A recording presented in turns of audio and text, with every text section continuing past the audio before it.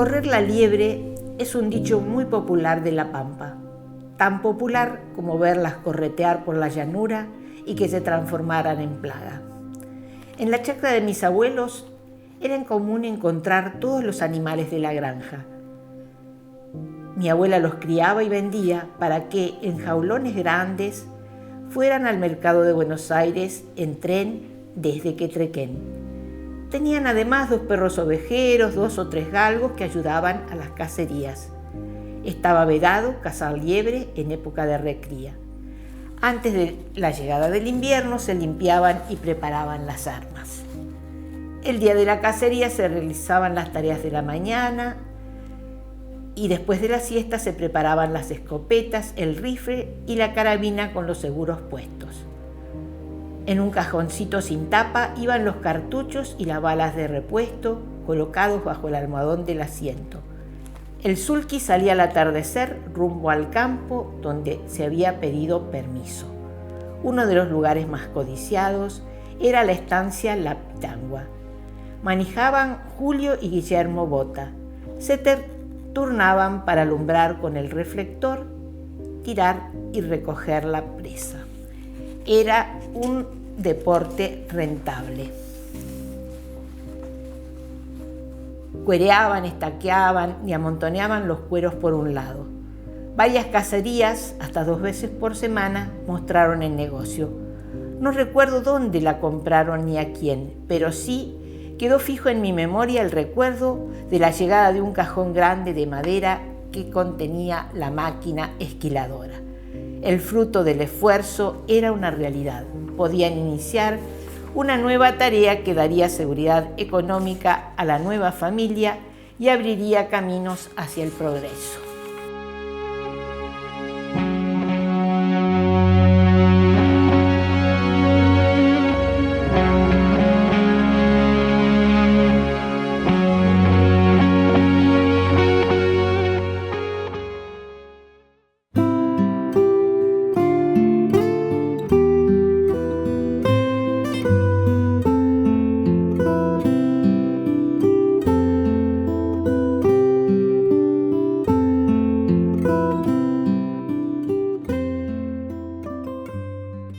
Oscar Lucero, con quienes compartimos muchos momentos en el monte. El silencio lo hizo amigo del monte. El hacha fue su consuelo. El arte lo hizo su dueño. Caminó las madrugadas bajo el cielo muy abierto. Buscaba en el caldén el poste que fuera recto. De tanto mirar el árbol, se fue haciendo como ellos. Ellos le dieron la savia a su corazón sediento, le llenaron el alma con imágenes de ensueño y descubrió en sus ramas escondidos los secretos. Fue el hacha pluma virgen para cantarle a la tierra. La golpeó para que fuera desollando la madera, que temblando lo dejaba acercarse a sus entrañas. Fue dejando que la vida rompiera las telarañas y surgieran de la nada, cual si Dios las creara, las figuras de este mundo en la madera talladas.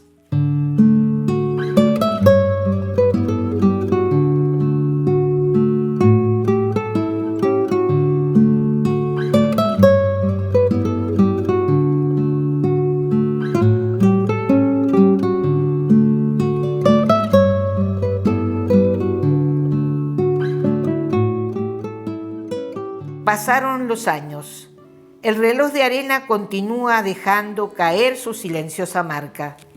Este año la sequía fue intensa. El viento movió las arenas y dejó al descubierto una herida que sangraba. Decidí destaparla para que el viento la cicatrice, aunque la arena me envuelva para darme nueva vida.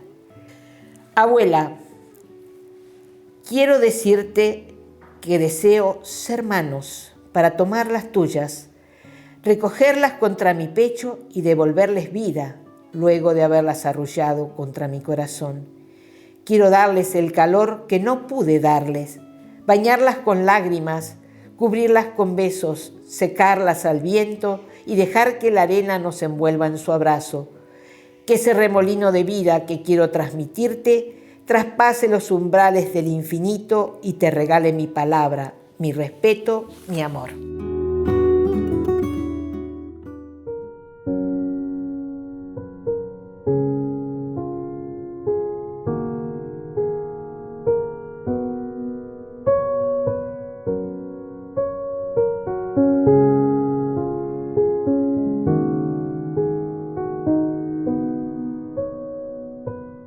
La magia de hablar con la historia misma de tus mayores es una experiencia que todos deberíamos vivir, por lo profundo del contenido, por lo vibrante de los sentimientos y porque nos permitirá rescatar las vivencias de aquellos que no siempre tienen la oportunidad de que su voz sea escuchada.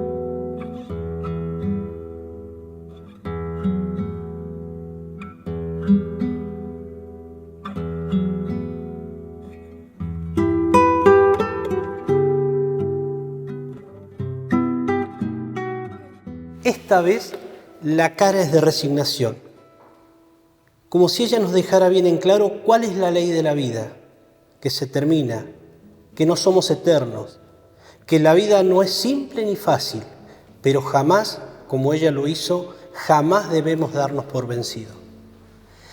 En el monte todos ayudábamos a papá. Él se iba temprano con el hermano más grande que había y nosotros nos quedamos en la carpa y casi siempre a la tarde íbamos a trabajar. La carpa la hacíamos nosotros. Se hacía un pozo en la tierra. Me marca con la mano una altura aproximada de unos 40 o 60 centímetros, indicándome la profundidad del pozo y me hace señas delineando un rectángulo, no muy grande. Luego se le hacía un travesaño con 4 esquineros y 2 postes en el centro para que tengan el palo que cruzaba. Me explicaba la estructura de la carpa. Tenía la forma de un techo a 2 aguas, donde el travesaño marcaba la altura de la construcción y la caída que terminaría en las paredes laterales. Luego se ponían los palos más finos en el techo y los cubríamos con yuyos y ramas. Los otros palos finos servían para sostener los pastos, punas y ramas. Por lo tanto, estaban relativamente cerca uno de otro, lo que permitía que la cobertura de yuyos y ramas pudiera transformarse en un techo impermeable al agua, el sol y viento. Bien fresquita, me decía, que quedaba y ni se llovía.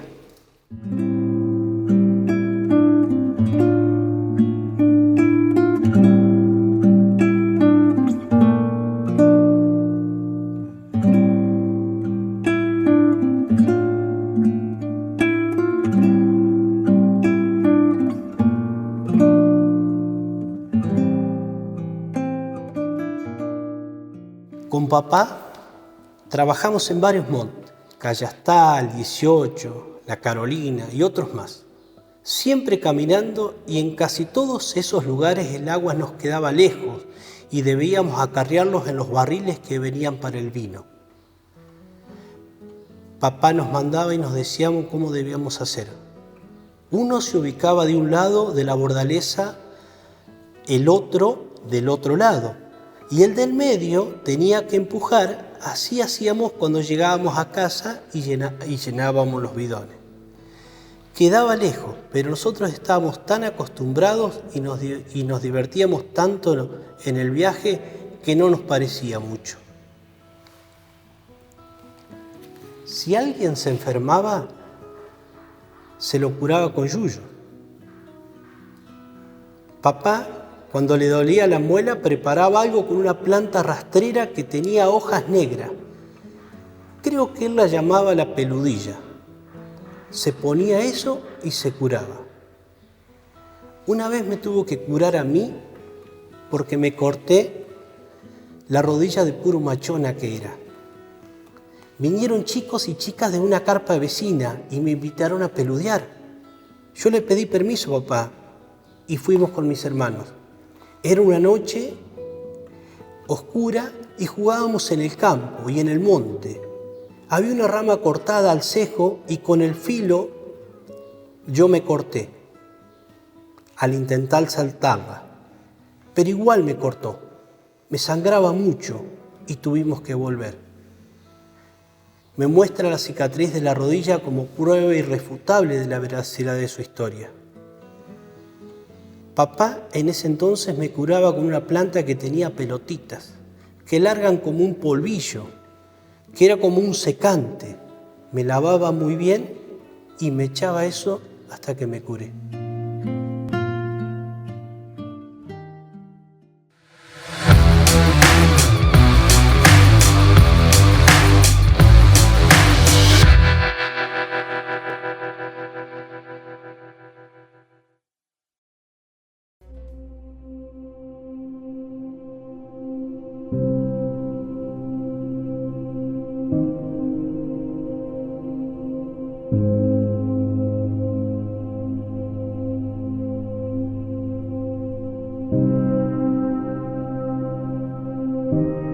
Hace algunos años, una mañana muy fría de julio, llega al lugar donde trabajo un gatito pequeño y por el estado que se encontraba pude deducir de inmediato que lo habían tirado. Lo puse al lado del calefactor, le di agua, comida, no se fue más. De día dormía adentro y por la noche salía de recorrida. Todas las mañanas cuando oía el ruido del motor de mi automóvil, bajaba del techo caminando por la cornisa. Un día apurado se enredó en una planta de palán, esas que crecen en los techos, y cayó al vacío. Bajo mi atónita mirada, perdió la vida. Yo, con mis años y enfermo, siempre pienso que camino por la misma cornisa, alta de aquel viejo galpón. Me he caído varias veces, algunos golpes leves y otros fuertes, y muy fuertes. El gatito negro me estará esperando, tal vez detrás de alguna nube, creyendo que me puedo caer al vacío para juntarme con él, pero yo sigo equilibrista. No sé hasta cuándo, pero algo sigo siendo equilibrio para mantenerme de pie. Dios dirá.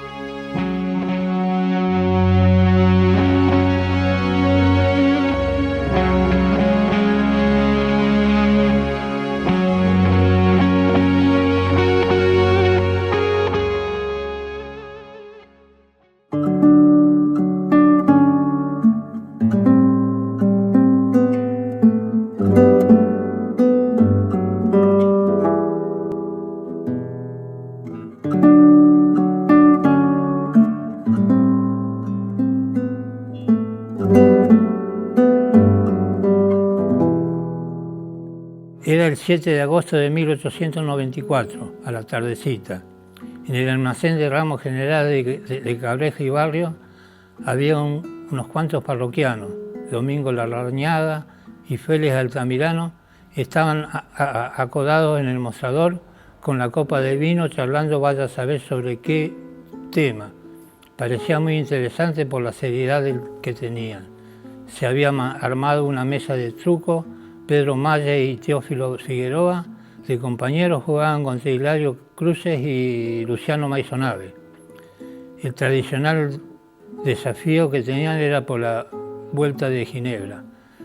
Sirvió Cabreja y dijo muy serio: desde ahora la bebida es al contado porque si seguimos fiando nos fundimos. Higinio Blanco y Casimiro Gómez, sentados, comentaban lo dicho por un señor que había llegado de Buenos Aires días pasados en la carreta que venía de Rufino, el cual decía que el gobierno aumentaría los impuestos de los cereales, lanas y cueros del 2% al 3%. Al unísono dijeron varios de los presentes: si pagamos esa cantidad no comemos ni nosotros ni nuestros hijos.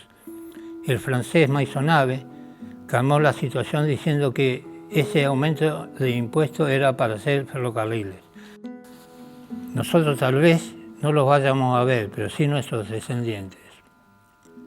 En eso estamos cuando llega corriendo Eudosio Mendoza, diciendo: el hijo de Pedro Rodríguez está muy mal, ya lo atendió doña Jerónima, pero no mejora. Pide si alguien puede llegar a la tortería de Baigorrita para traer a la Messi para salvarlo.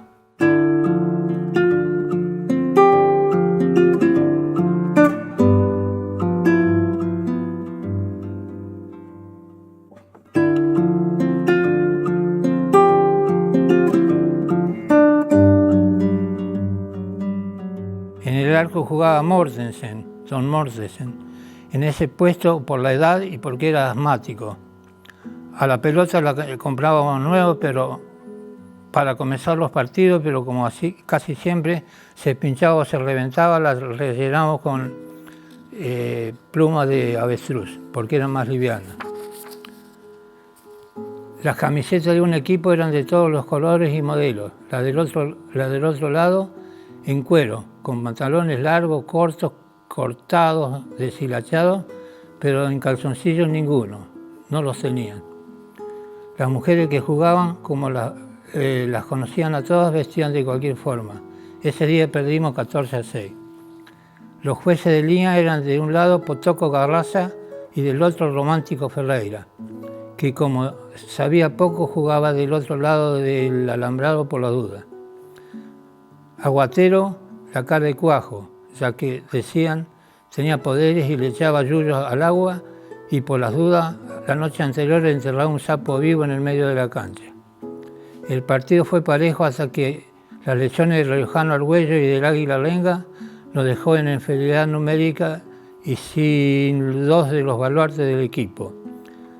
Terminó el partido, el fuego ya estaba preparado, el asado lo hacía don Antonio Ferreira, y la Blanca no podía ayudarle, ya que todo su tiempo transcurría cuidando sus pequeños Jingo y Tano, que eran la piel de Judas. La Dioli, una santa. De los 40 jugadores se lavaron en el tanque o en la bebida no más de 20. El resto se frotaron con hierba de la gama y el alcohol, pero quedando un aroma inconfundible. Hoy después del clásico jugado en San Marcelo y luego de ver en televisión un Boca River 0-0, yo pregunto qué clásico le gustaría ver. ¿Será la nostalgia? ¿Será que nos ponemos viejos? ¿Será qué sé yo? Cada cual vea el fútbol como quiera. Yo me quedo con los clásicos norte-sur de San Marcelo.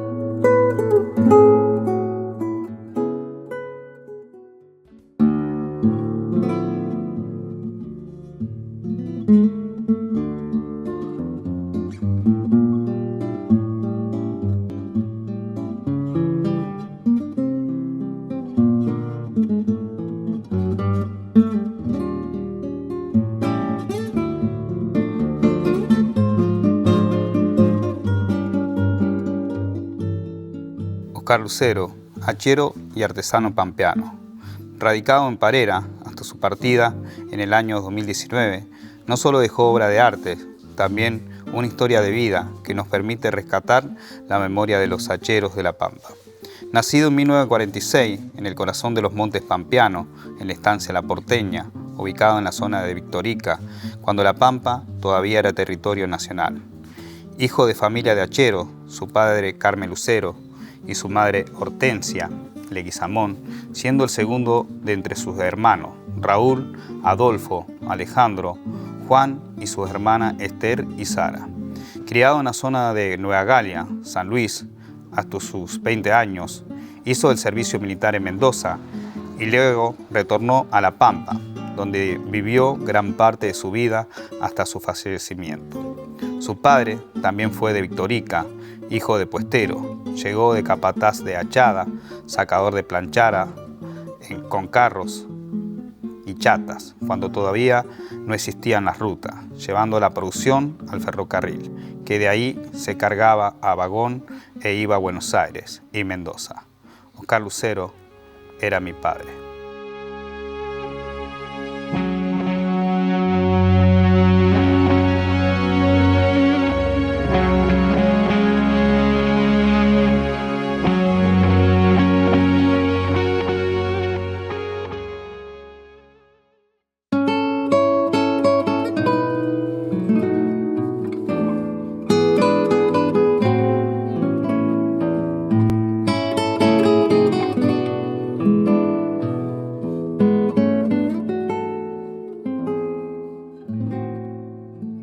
Desde muy chico, cuando ya tenía 8 o 9 años, nos cuenta que ya andaba echando madera. Ya había comenzado a hacer poste, ayudaba a su padre a cargar en chatas, pero su inclinación era por el hacha. Llegaba a su casa y agarraba el hacha y salía a buscar postes. La tarea de un hombre para echar rodrigón era de 100 rodrigones y la tarea mía, como yo era muy chico, era de 20 rodrigones por día.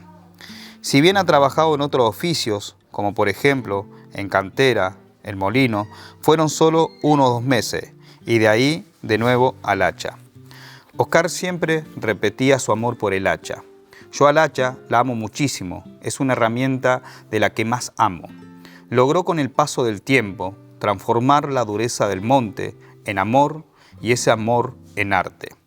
La historia de Oscar tiene la particularidad de que no solamente fue hachero, también fue artesano, con un alto reconocimiento cultural.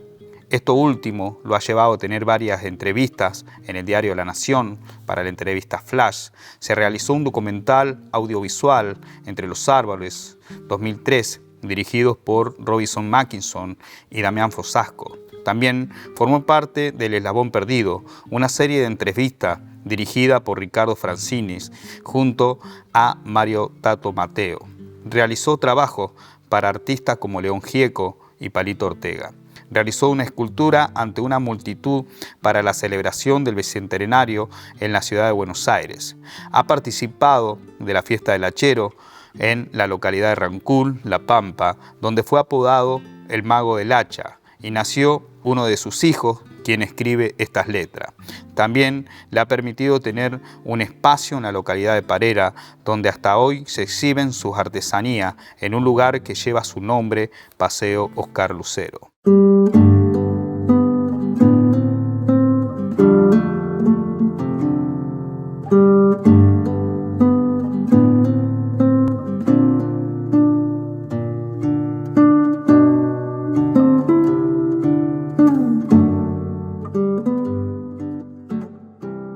El arte de Oscar Lucero es particular en cuanto a su principal herramienta para hacer sus obras, era el hacha y una visión poco común. Yo veo cosas que a lo mejor usted no ve. Yo descubro imágenes así entre los troncos y en los gajos del árbol. Él encontraba sus obras caminando en el campo, siempre buscando imágenes. Él decía que en el árbol hay diferentes formas. Recuerda que Nueva Galia tenía un solar con animales que había tallado. Sus artesanías también han quedado en el monte, como una huella de sus pasos. Él era consciente de esa huella y esa impronta.